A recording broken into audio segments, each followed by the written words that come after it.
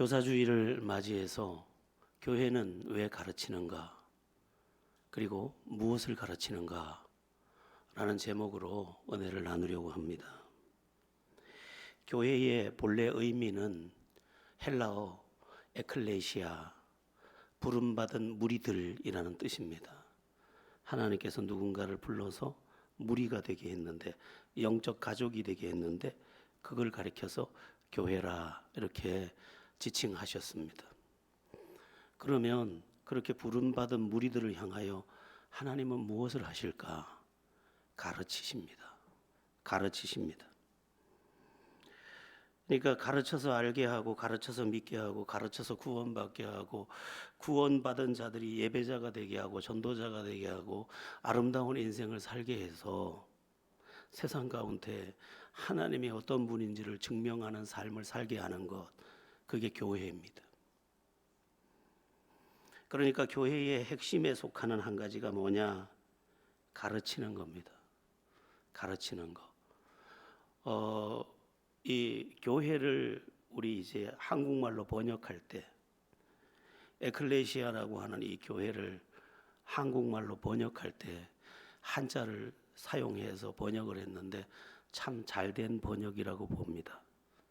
교자가 가르칠 교자고 회자가 모일 회자인데, 교회의 그 원어적 의미를 대체로 잘 표현했다고 봅니다. 부름받은 무리들 회, 모일 회, 또 가르치는 공동체. 그래서 가르칠 교회, 이게 굉장히 번역을 잘했다 이런 생각이 듭니다. 그래서 하나님이 모이게 하셔서 가르치는 곳, 그 공동체, 거기가 교회다 이렇게 이해하면 되겠습니다. 오늘 본문에도 보면 모든 민족을 제자로 삼고 가르쳐 지키게 하라 이렇게 말씀하고 있는데, 우리는 여지까지 이 본문을 선교 명령, 전도 명령 그렇게 알고만 있습니다. 너희는 모든 민족을 제자로 삼아 아버지와 아들과 성령의 이름으로 세례를 베풀고 뭐 이렇게 하는 그 말씀 때문에 선교 명령, 전도 명령 이렇게 이해합니다. 그런데 기독교 교육학에서는 이것을 교육 명령이라고 따르게 부릅니다. 왜 교육 명령이라고 하느냐? 제자 삼아라, 가르쳐 지키게 하라. 이게 교육 명령이라는 것입니다. 사실 전도도 가르치는 거죠. 가르쳐서 알게 하고, 알게 해서 믿게 하는 거니까 알고 보면 전도도 가르치는 것입니다. 그렇다면 교회는 왜 가르칠까? 여러 가지 이유가 있겠는데, 핵심적인 이유는 세상이 진리를 알지 못하기 때문입니다. 여러분, 이 진리라는 것은 인생의 근원 또는 종말, 인생의 여러 문제들에 대한 그 해답 같은 것들을 다 말하는데, 사람들은 모른 채 이 세상을 살고 있습니다. 이 세상이 어떻게 생겨났는지, 이 세상이 지금 어디로 가는지, 우리는 왜 태어났는지, 그리고 우리는 어떻게 살아야 하는지, 그리고 죽음은 왜 왔는지, 그리고 죽음 너머에는 어떤 일이 있는지 전혀 알지 못한 채 이 세상을 태어났기 때문에 살아가고 있습니다. 또 어떻게 사는 것이 진정한 행복인지도 모릅니다. 저마다 행복을 찾지만 진짜 행복이 어디 있는지 알지 못한 채 욕망을 행복이라고 착각하기도 하고, 욕심을 행복이라고 착각하기도 하면서 행복이 아닌 내 야망 또는 내 욕망 또는 내 욕심에 붙들린 그 삶을 살아가고 있습니다. 교회는 이제 그 모든 것이 사실이 아니다, 진리를 가르치고 있습니다. 이 세상이 어디로부터 왔으며 어디로 가고 있으며 또 어떻게 될 거며, 사람은 누구며, 또 사람의 문제는 무엇이며, 왜 죽어야 하는지, 그리고 왜 고통 가운데 살아야 하는지, 그것에 대한 해답을 말해주고 있는 것입니다. 여러분, 기독교 신앙은 매우 놀라운 것입니다. 그래서 제대로 배우고 제대로 알아서 제대로 믿으면 인생이 자유를 얻습니다. 요한복음 8장 32절에서 이미 말씀하셨습니다. 진리를 알지니 진리가 너희를 자유롭게 하리로다.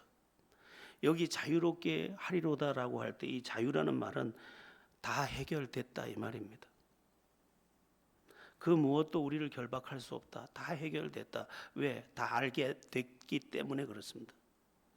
여러분, 예수를 제대로 믿고 예수를 제대로 알게 되면 다 해결됩니다. 의문이 다 떠나갑니다. 왜냐하면 답을 아는 것입니다. 답을 알기 때문에 아, 이래서 이런 거였구나. 나는 이리로 갈 것이구나. 이런 것이 예비되었구나. 이렇게 살아야 하는구나. 이 문제였구나. 다 알게 되는 것입니다. 여러분, 예수를 믿는다는 것은 진리 안에 거한다는 것이고 그 진리는 우리를 자유케 한다는 것이고 그 자유는 답을 얻었다는 것이 됩니다. 그래서 인생의 방황이 끝나버리고 거짓 행복을 향해 가지도 않고 또 잘못된 욕망에 붙잡혀서 스스로를 구덩이에 던지지도 않습니다. 그러니까 예수 믿는다는 것은 최후로 말하면 저 지옥에서 건져지는 거지만 우리의 삶의 모든 울타리가 다 건져진다는 이야기가 되는 것입니다. 이 우리가 알아야 되는 것, 교회가 가르치는 것, 이것을 조금 몇 가지로 좀 나누어서 좀 세밀하게 살펴보려고 하는데 오늘이 교사주일입니다. 그래서 기독교사는 무엇을 가르쳐야 할까? 기독교 교사는 무엇을 전해야 할까? 그 핵심적인 이야기를 나누려고 합니다. 물론 기독교사는 성경을 가르칩니다. 그런데 이 성경을 이제 조직적으로 이게 대분류를 해서 이 분류된 것을 가지고 이것을 그 공부하면서 하나님을 알고 모든 것을 알아가는 그러한 학습이 되어야 하는 것입니다. 조직 신학, 이제 신학교를 가게 되면 이 조직 신학은 신학에서 꽃과 같은 것입니다. 아주 핵심입니다. 그래서 조직 신학을 3년 동안 배우게 되는데 이 조직 신학의 그 파트가 7개입니다. 7권으로 되어 있습니다. 7권으로 되어 있는데 뭐 거기에 더해서 여러 가지가 있지만 핵심 기둥은 7기둥입니다. 그 7가지를 오늘날 우리 교회에서도 배워야 합니다. 물론 신학으로 배우기는 어렵고 이제 성경을 통해서 배우게 되는데 이 7가지를 배우게 되면 내가 기둥 있는 집에 있는 것과 같이 됩니다. 무엇일까? 첫 번째는 인간론이라고 하는 학문입니다. 인간론. 다른 제목은 인죄론입니다. 또 인론이라는 두 글자를 쓰기도 합니다. 사람은 누군가? 이것을 먼저 공부합니다. 여러분, 사람은 왜 고통과 죽음을 맞이해야 할까요? 인간은 왜 삶의 그 울타리의 고통을 감내하면서 이 세상을 살아야 할까요? 또 죽음이 있고 그 죽음 너머에는 왜 또 심판이 있다고 하는 걸까요? 성경은 이 사실에 대해서 분명히 말씀하고 있는데 그것은 인간이 하나님을 떠났기 때문이다. 이렇게 말씀하고 있습니다. 땅을 떠난 나무가 저절로 시들어서 소멸되는 것처럼 그리고 불구덩이에 들어가는 것처럼 물을 떠난 물고기가 저절로 숨이 벅차서 퍼더덕거리다가 비참하게 쓰러지는 것처럼 하나님 안에서 살도록 창조된 인간이 하나님을 떠나면서 인간의 삶에 비극이 찾아왔다. 이게 인간론의 핵심입니다. 이것을 하나님은 죄라고 하셨습니다. 하나님을 떠난 것. 하나님을 떠난 게 뭐가 죄입니까? 이렇게 물을 수도 있겠지만 어떤 자식이 부모를 버리는 것은 죄인 것처럼 하나님을 버리는 그것이 근원적 죄가 됩니다.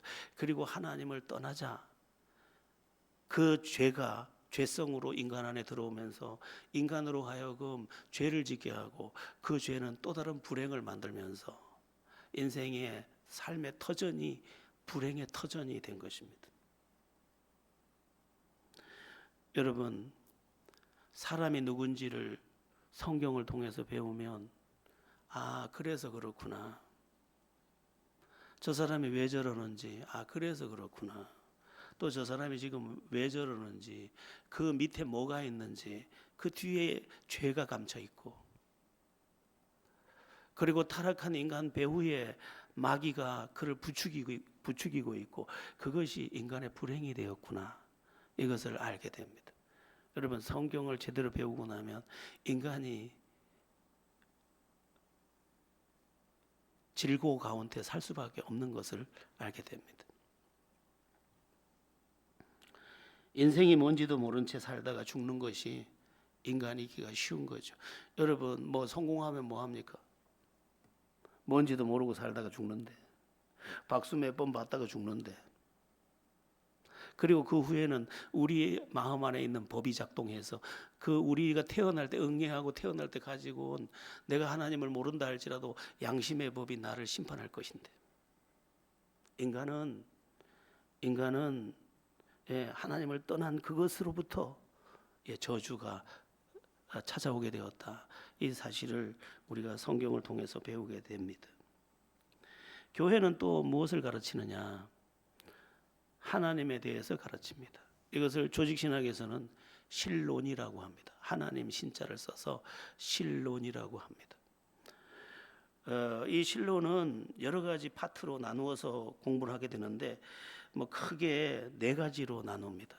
첫째는 하나님의 존재에 대해서, 하나님이 살아계신 게 사실인가에 대해서 공부합니다.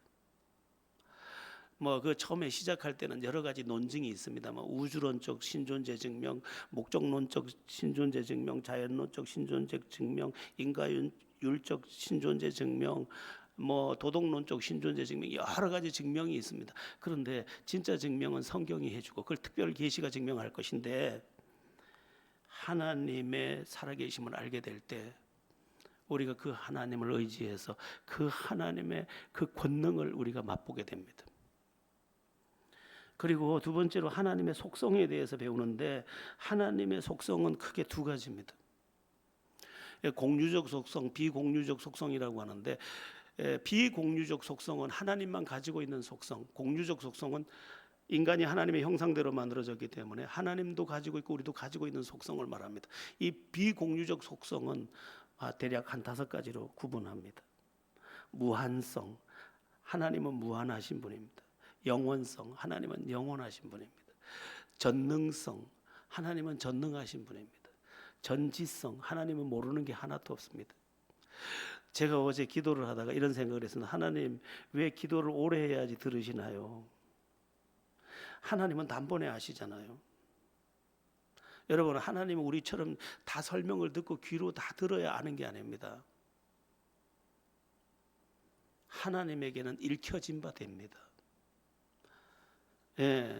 요즘에 컴퓨터 AI 시대라서 뭘 집어넣으면 몇 초 안에 세상의 지식들이 다 올라온다면, 하나님은 그거에 비교할 수 없는 엄청난 분이시기 때문에 우리가 주여 아버지 하고 부를 때 벌써 우리 중심부터 딱 이미 스캔이 다 끝나버렸습니다. 그래서 하나님 앞에서는 진실해야 합니다. 거품신앙은 절대로 안 됩니다. 그렇게 하나님은 또 편재성이라고 해서 하나님 어디에나 계신다. 그래서 우리가 바다에 빠져서도 주님을 부를 수 있습니다. 주여, 산꼭대기에서 조난당했을 때도 주여 부를 수 있습니다. 나 혼자 버림받았을 때 골방에서도 주여 부를 수 있습니다. 편재성이라고 합니다. 그 공유적 속성으로 속성을 들어가면 또 하나님이 어떤 분이시냐? 사랑이신 하나님, 정의로우신 하나님, 선하신 하나님, 자비하신 하나님, 거룩하신 하나님, 이런 것들에 대해서 우리가 배우게 됩니다. 이제 이분을 알고 그분이 사랑이구나 해서 그분의 사랑을 의지할 수 있고, 그분이 정의로우시구나, 그분의 정의 앞에 호소할 수 있고, 그분의 거룩하심, 그분 안에 들어가면 들어갈수록 내가 정결해지는구나, 알 수 있습니다. 그래서 하나님을 알면 알수록 우리의 삶에 풍요가 스며오게 됩니다. 뭐 또 삼위일체에 대해서도 배우는데 그 뒤에 나올 거고요. 또 하나님의 사역에 대해서 배우는데 하나님의 사역은 세 가지입니다. 창조, 하나님이 창조하셨습니다. 이 세상을 창조하셨습니다. 그 다음에 섭리, 이 세상을 다스리고 계십니다. 그 다음에 구원, 이 세상을 건지십니다. 이 하나님을 알면 하나님이 창조한 세상을 하나님이 경영하시고 계시고 그 가운데 택한 백성을 구원하시는구나. 내가 그 가운데 있네. 하나님 감사합니다 하고 그 하나님을 의지할 수 있습니다. 이게 신론입니다. 세 번째로 구원에 대해서 배우는데 조직신학에서는 구원론이라고 부릅니다. 구원론. 이 구원론도 5가지 정도로 구분하는데 첫째가 구원의 필요성. 인간은 아까 인간론에서 봤듯이 타락한 존재입니다. 하나님을 떠난 존재. 하나님을 회복해야 되는데 그 필요성에 대해서 먼저 가르칩니다. 여러분, 내 아이에게 구원이 필요하다. 이걸 이해하면 이해가 주님을 향하게 되고 그 향한 손은 주님을 만나게 할 것입니다. 그리고 구원의 기원은 뭐냐면 하나님의 선택, 예수님의 대속, 성령님의 찾아오심입니다. 그러니까 내가 예수를 믿은 것 같은데 아니고 주님이 창세전에 나를 선택했고 예수님이 내가 이 땅에 태어나기 전에 나를 보면서 나를 대신해서 십자가를 져 주셨고 성령님이 기다리셨다가 어느 날 나를 향해 찾아오셔서 예수 믿게 해주셨다. 이게 이제 구원의 기원입니다. 그 다음에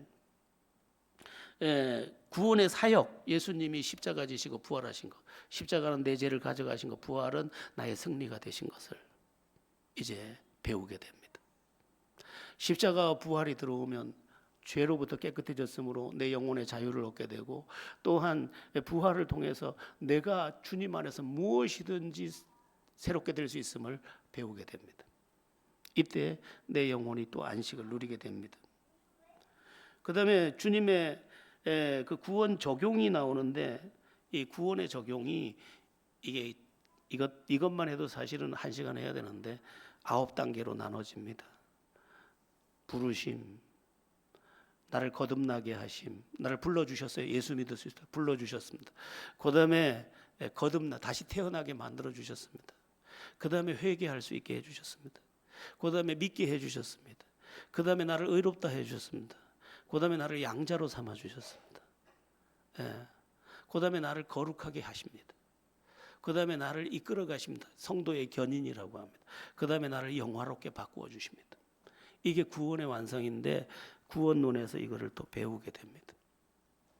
근데 제가 신학적으로 지금 이야기를 하고 있으니까 참 힘든데 이런 것들을 쉽게 해석해서 배우는 게 교회입니다.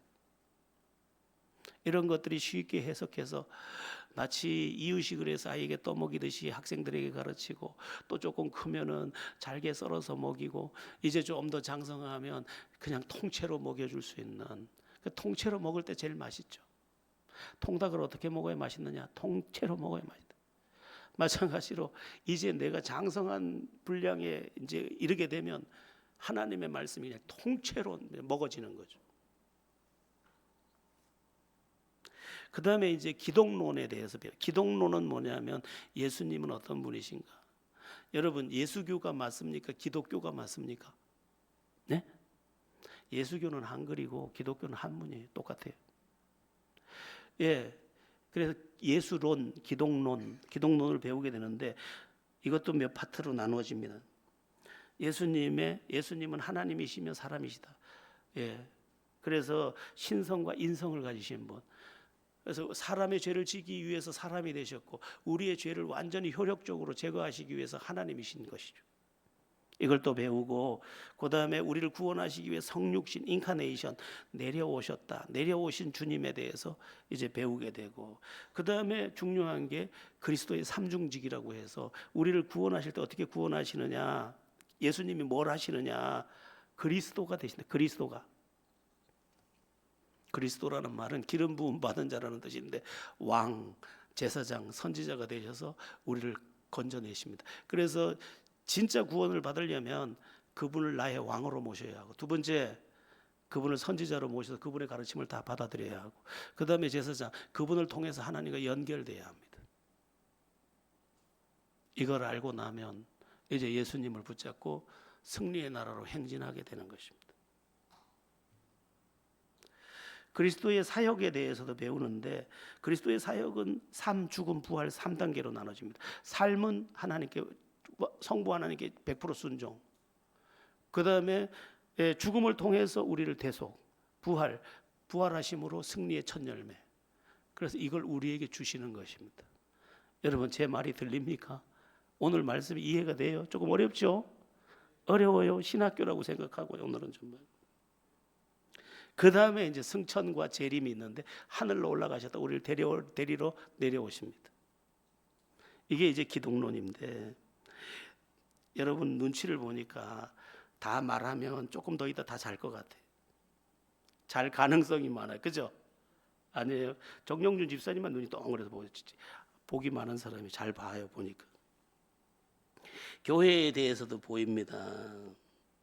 뭐 교회에 대해서도 한 4달까지를 해야 되는데, 교회의 정의, 교회가 뭐냐, 부름받은 성도들의 모임이다, 거듭난 성도들의 공동체다, 이거 배우게 되고, 두 번째, 교회의 기원이 어디서 비롯됐느냐, 성령이 임하는 날, 오순절날 마가의 다락방에서 시작됐다, 그것에 대해서 그 출발된 부분을 또 배우게 되고, 교회의 그럼 교회됨의 표지는 뭐냐, 교회가 거긴 교회야, 그 공동체는 교회야라고 할 때 그 교회됨이 어디에 있느냐?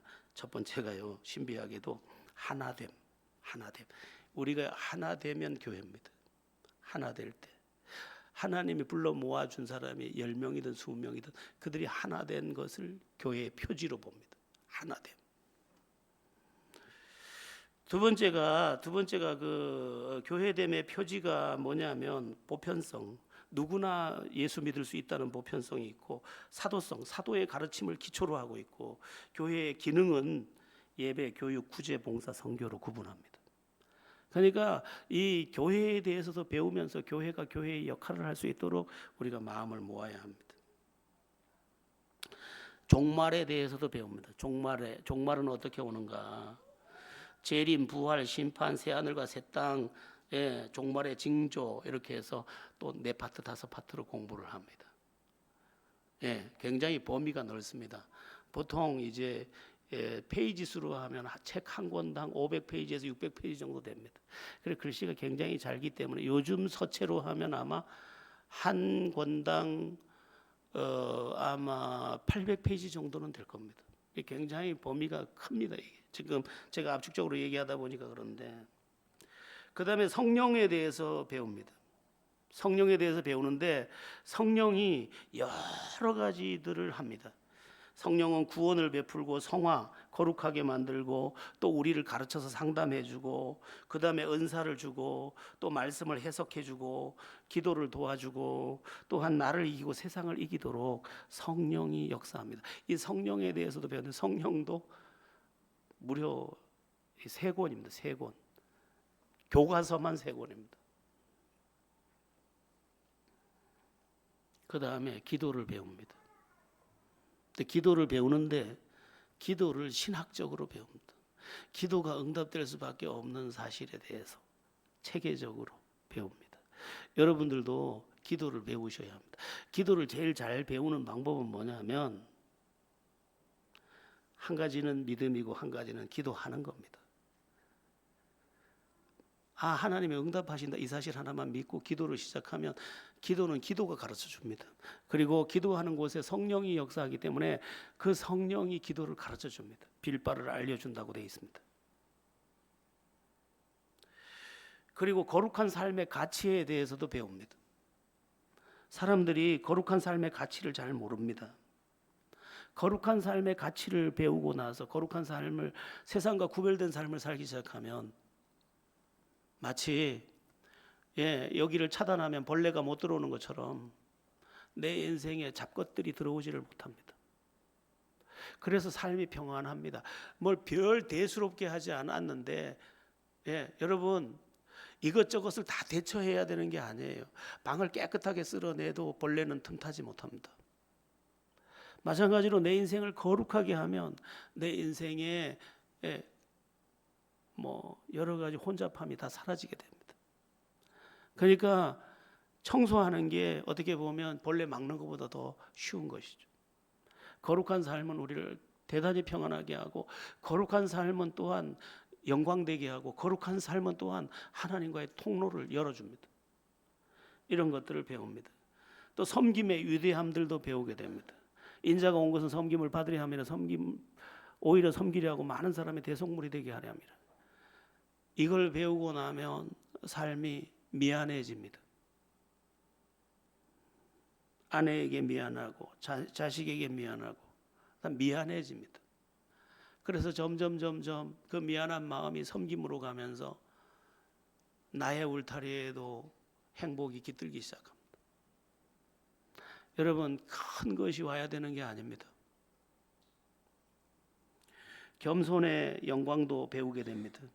교만은 패망의 선봉이요 겸손은 존귀의 앞잡인데, 실제로 겸손해질 때 우리의 삶은 나도 모르는 사이에 존귀함에 들어가게 되는 것입니다. 뭐 이런 이야기를 하자면 주제를 나누어서 해도 150가지 이상의 주제를 다루어야 합니다. 근데 문제는 뭐냐? 사람들이 저마다 자기를 위한 행복을 목적하지만 이 진리의 말씀, 하나님의 말씀, 교회를 통해 주시는 생명의 말씀을 잘 배우지 못한다는 것입니다. 제가 며칠 전에 한 책을 봤는데 그 책에 이런 이야기가 담겨 있었습니다. 가장 위험한 사람이 누구냐? 자기가 바르게 알지 못하고 있는 사실에 대하여 열심을 가진 사람이라. 그러니까 잘못된 것을 옳다고 여겨서 거기에 열심을 가진 사람, 이게 제일 위험하다는 거예요. 왜냐하면 더 멀리 가는 거니까. 더 멀리.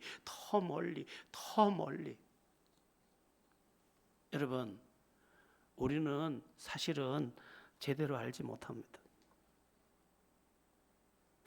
지구가 둥글다는 것을 안 지도 얼마 되지 않았습니다.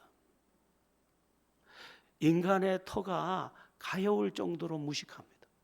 왜? 창조자 되시고 주관자 되시는 그분께 배운 게 아니라 그냥 세상의 쇳덩어리들 속에 살면서 그들의 삶의 방식을 학습하고 내가 옳다고 여기는 것을 따라감으로 오늘 여기에 이르렀기 때문에. 이스라엘 역사에서 가장 불쌍했던 때가 언제냐? 사사시대 때입니다. 창세기, 출애굽, 레위기, 민수기, 신명기, 여호수아, 그 다음에 나오는 사사기, 이 사사기 시대가 가장 비참한 시대. 사사, 사무엘까지 합치면 16명의 사사가 다스리던 그 시대가 가장 비참했습니다. 얼만큼 비참했느냐? 농사를 지어 놓으면 블레셋이 다 뺏어가 버리고, 뭔가 예쁜 딸 하나 키워 놓으면 이방인들이 가서 데려가서 강간을 해버리고, 모든 것을 빼앗기던 시대가 사사시대. 그런데 사사시대에 계속되는 후렴구가 뭐냐? 그때 이스라엘의 왕이 없으므로 각기 자기 소견에 옳은 대로 행하였더라. 이게 사사기서의 비극적의 후렴입니다. 그때 왕이 없으므로, 이 왕은 하나님이 그들의 왕 되지 못했음에 대한 말씀입니다. 하나님의 가르침이 그들을 주장한 게 아니라 이방의 가르침, 죄악된 그 가나안 옛사람들의 가르침에 속해서 자기 생각에 옳은 대로 하다 보니까 다 뺏기더라고요. 가장 힘들게 가장 땀 흘리면서 사는데 가장 비참하게 사는 인생들이 바로 하나님이 없는, 하나님께로부터 배우지 못한, 자기 소견에 옳은 대로 행한 그 시대의 사람들이더라는 겁니다. 여러분, 하나님께 배우십시오. 그래서 별로 이 사람이 대단한 사람이 아니었지만 하나님께로부터 배운 것을 자기의 삶에 적용하는 그에게는 승리가 있더라는 것입니다. 이제 뒤에 이야기해 드리겠습니다. 자, 그러면 어떻게 해야 우리가 잘 배울 수 있을까? 어떻게 하면 우리가 잘 배울 수 있을까? 마태복음 5장에 보면 예수님께서 이렇게 말씀하셨습니다. 심령이 가난한 자는 복이 있나니 천국이 저희 것이며. 심령이 가난하다는 것은 하나님 내가 너무너무 비참한 사람입니다. 하나님 나에게 은혜 주세요. 이 말이에요. 이걸 다르게 바꾸면 하나님 나는 너무너무 가여운 사람입니다. 나에게 진리를 가르쳐 주세요. 여러분 진짜 배우려는 그 사람, 내가 하나님의 말씀을 제대로 배우고 하나님에 대해서 제대로 배우고 예수님에 대해서 제대로 배우고 성령님에 대해서 제대로 배우고 기도에 대해서 제대로 배우고 행복한 삶에 대해서 제대로 배우고 자유케 되는 삶에 대해서 제대로 배우고 영광된 삶에 대해서 제대로 배우려는 간절함을 가진 그 사람이 배웁니다. 배우고 나면 내 안에서 답이 운행하기 때문에 방황이 끝납니다. 방황이 그냥 딱 끝나버립니다. 저는 제가 방황을 하고 싶어도 잘 방황을 할 수가 없습니다. 낙심을 하고 싶어도 낙심을 잘 할 수가 없습니다. 왜 그러냐면 내 안에 이미 들어와 있는 진리의 말씀이 답을 다 말해주기 때문에. 이 일을 어떻게 하면 좋아요? 물었더니 하나님의 뜻대로 부름을 받은 사람을 향해서 말하기를 하나님의 뜻대로 부르심을 입은 자들에게는 모든 것이 합력하여 선을 이루느니라. 지금 네가 큰일이라고 여기는 그 일 있잖아. 그걸 합해서 선이 이루어지는 거야. 어떻게 넘어져요? 어떻게 넘어져? 아니 저 사람이 나를 괴롭혀요. 어떻게 하면 좋을까요? 악인도 악한 날에 적당하게 지으셨느니라. 그러나 그렇게 행한 자에게 화가 있으리라. 예. 그냥 맡기고 그냥 아무 말 안 하는 거죠. 어떻게 넘어져요? 넘어질 수가 없어요. 방황할 수가 없어요.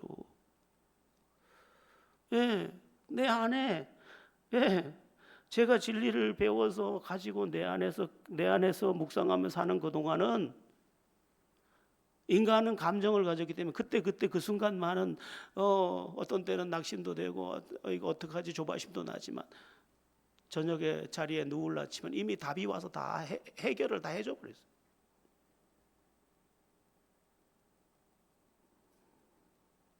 우리가 왜 지금 방황하고 있을까요? 주께로 배우지 않아서 그래요. 우리가 왜 이렇게 무거울까요? 주께로 배우지 않아서 그래요. 주께로부터 배우지 않아서 그래요. 주님은 진리세요. 그 진리는 우리를 자유케 답이 되었다 이 말이에요. 그래서 제 책이 저는 그 제목밖에 안 보고 지금 총회에서 선물로 책이 내려왔던데 그 책 제목이 답이 되는 기독교. 세상이 묻고 성경이 답하다. 여러분 뭐든지 물어보세요. 사실은 제가 아는 얄팍한 것으로도 대부분 대답할 수 있습니다.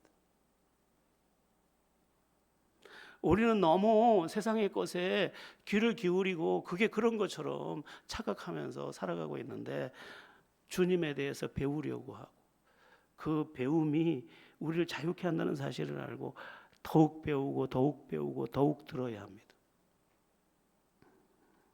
자, 또 잘 배우는 방법이 하나 있는데 그게 뭐냐면 가르치는 자를 존중해야 합니다.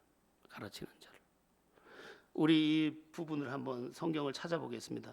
디모데전서 5장 17절입니다. 디모데전서 5장 17절 함께 합독합니다. 잘 다스리는 장로들은 배나 존경할 자로 알되 말씀과 가르침에 수고하는 이들에게는 더욱 그리할 것이니라. 가르치는 자를 배나 존중하래요. 이게 배움의 첩경입니다. 네가 뭘 알겠어? 난 네 싫어. 이 순간 하나의 지식도 내게 흘러들지 못합니다. 우리 목사님 정말 훌륭하신 분이에요. 대단하신 분이에요. 진리를 아는 분이에요. 성령을 아는 분이에요. 하나님을 경험한 분이에요. 저분에겐 진리가 있어요. 이렇게 만약 듣는다. 그러면 물꼬를 열어놓은 마른 논처럼 진리가 쏟아져 들어올 수 있습니다. 이 말씀은 어떻게 보면 가르치는 자를 위해서 하는 말이 아니에요. 그래서 목사하고 관계가 좋아야 돼요. 신앙생활 잘하려면. 저를 위해서 하는 말은 아니에요. 저하고 좋아야 신앙생활이 좋아요. 그래야 흘러와요. 그래야 들려요. 그래야 보여요. 예. 여러분의 삶에 이러한 은혜의 문이 열리게 되기를 예수의 이름으로 바랍니다. 자, 제가 나중에 그 축복에 대해서 이야기한다고 했는데, 특별히 이 인생이 뭐냐면, 인생은 배움에서 비롯됩니다. 잘 배우면 인생이 잘 되고요, 잘못된 걸 배우면 인생이 못되게 됩니다. 그래서 잘못된 걸 배우면 절대 안 됩니다. 그런데 우리가 배우는 이 하나님의 말씀은 생명의 말씀이에요. 진리의 말씀이에요. 나침판이 되는 말씀이에요. 보물지도와 같은 말씀이에요. 그러니까 이 말씀을 잘 배워야 합니다. 만약에 하나님의 말씀을 제대로 배웠다 그러면 모든 것에서 승리하게 될 겁니다. 이건 제 이야기가 아니고요, 신명기 28장에 나오는 이야기고 약속입니다. 우리 함께 신명기 28장 1절부터 14절인데 조금 길지만 한 절씩 나누어서 한번 교독해 보겠습니다. 내가 내 하나님 여호와의 말씀을 삼가 듣고 내가 오늘 내게 명령하는 그 모든 명령을 지켜 행하면 내 하나님 여호와께서 너를 세계 모든 민족 위에 뛰어나게 하실 것이라. 내가 내 하나님 여호와의 말씀을 청종하면 이 모든 복이 내게 임하며 내게 이르리니 성읍에서도 복을 받고 들에서도 복을 받을 것이며 내 몸의 자녀와 내 토지의 소산과 내 짐승의 새끼와 소와 양의 새끼가 복을 받을 것이며 내 광주리와 떡반죽 그릇이 복을 받을 것이며 내가 들어와도 복을 받고 나가도 복을 받을 것이니라. 여호와께서 너를 대적하기 위해 일어난 적군들을 내 앞에서 패하게 하시리라. 그들이 한 길로 너를 치러 들어왔으나 내 앞에서 7길로 도망하리라. 여호와께서 명령하사 내 창고와 내 손으로 하는 모든 일에 복을 내리시고 내 하나님 여호와께서 내게 주시는 땅에서 내게 복을 주실 것이며 여호와께서 내게 맹세하신 대로 너를 세워 자기의 성민이 되게 하시리니 이는 내가 내 하나님 여호와의 명령을 지켜 그 길로 행할 것임이니라. 땅의 모든 백성이 여호와의 이름이 너를 위하여 불리는 것을 보고 너를 두려워하리라.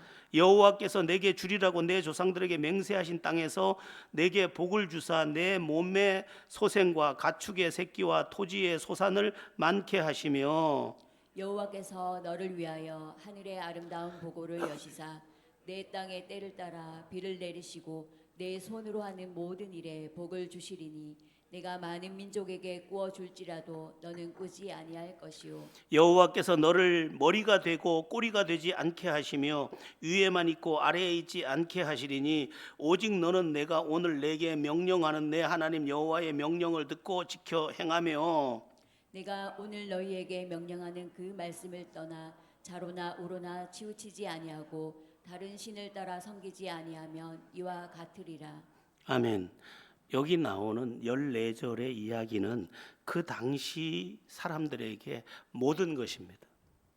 어디에 있든 무엇을 하든 집에 있든 밖에 있든 어떤 일을 하든 다 복이 되게 하신, 다 복이 뭐 하면 여호와의 말씀을 청종하면, 들을 청 따를 종, 듣고 따르고 듣고 따르면, 이게 진짜면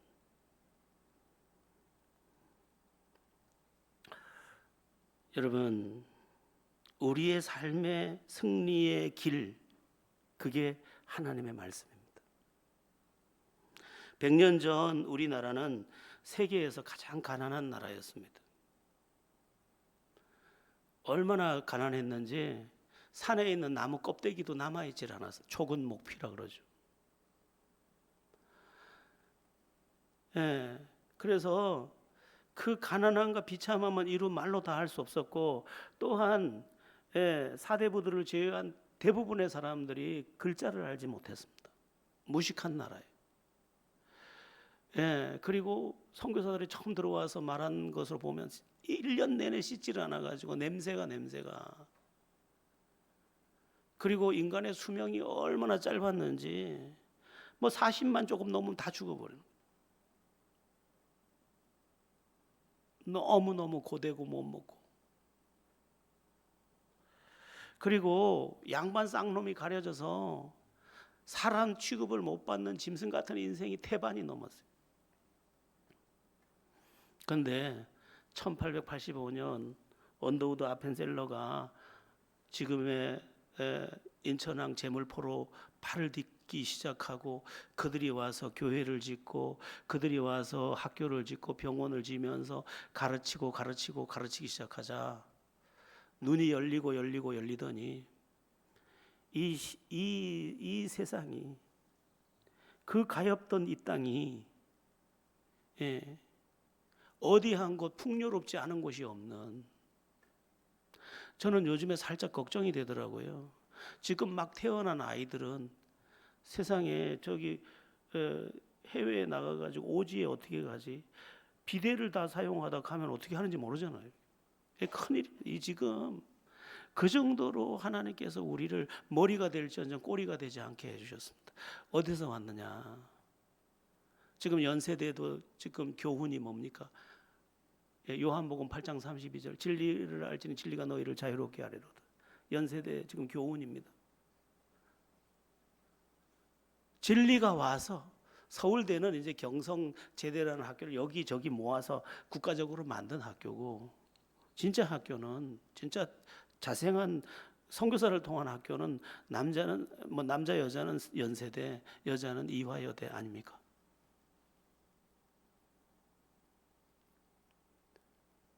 하나님의 말씀이 들어간 것, 그거 하나가 3.1 운동을 일으킬 뿐만 아니라 역사의 근간을 세우고 이 푸른 계절을 열었습니다. 사람들은 이것을 보고 기적이라고 말합니다. 기적이라고 인정하고 받으면 이것을 이렇게 말씀드릴 수 있습니다. 하나님의 말씀이 들어간 곳은 기적이다. 하나님의 말씀이 들어가면 그렇습니다. 가정도 달라지고 모든 것이 달라지는 것입니다. 그런데 지금 이 시대가 어떻게 타락해 가고 있느냐? 이 시대를 정의하면 돈만 아는 세상, 욕망과 욕심만 가득한 세상. 아이들도 욕망과 욕심밖에 없는 세상. 어디로 갈 것 같습니까? 로마서 3장 23절 죄의 삭은 사망이요. 이렇게 기적을 쓴 이 나라가 이제 곤두박질을 하게 될 것입니다. 왜? 그들을 움직이는 것은 더 이상 진리의 말씀이 아니라 욕심이고 욕망이고 죄악이기 때문이죠.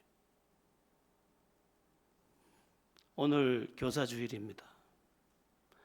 저는 우리 교회에서 하나 바이블을 하고 이거 뭐 싫다 이 말은 아닙니다. 저는 다급한 마음이 있습니다. 다급합니다, 사실은. 아이들에게 진짜 가르쳐야 되는 건 뭐냐?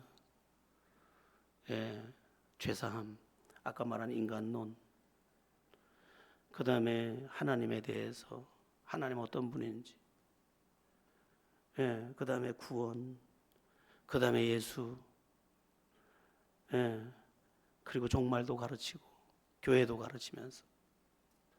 그렇지 않으면 이제껏 우리가 쌓아 올렸던, 이제껏 우리가 경험하는 이 세상은 여기가 끝일지도 모릅니다.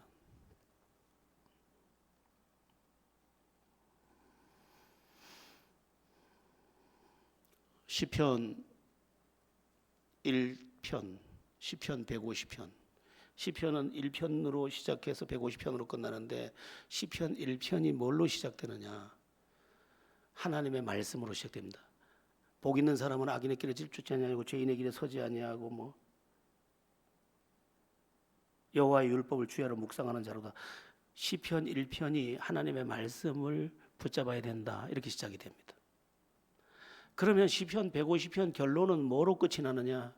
할렐루야, 호흡이 있는 자마다 여호와를 찬양할지어다. 이건 무슨 얘기냐면 말씀을 붙잡은 인생의 결론이 찬송입니다. 승리의 노래입니다. 우리는 다시 하나님의 말씀에 집중해야 합니다. 그리고 체계적으로 다시 가르치고 또 다시 배워야 합니다. 그리하여 우리 안에 서서히 밀려오는 불행의 어두운 그림자가 또 욕망의 어두운 그림자가 더 이상 우리를 틈타지 못하고 생명의 말씀의 이 빛 앞에서 어두움은 다 떠나가고 행복과 아름다운 삶과 영광된 삶이 각 가정마다 깃드는 그런 복을 누려야 합니다. 우리의 가르침과 또 가르침을 받는 학생들 그 가정 위에 하나님의 은혜가 진리의 말씀과 더불어 풍성하게 되기를 예수의 이름으로 축원합니다.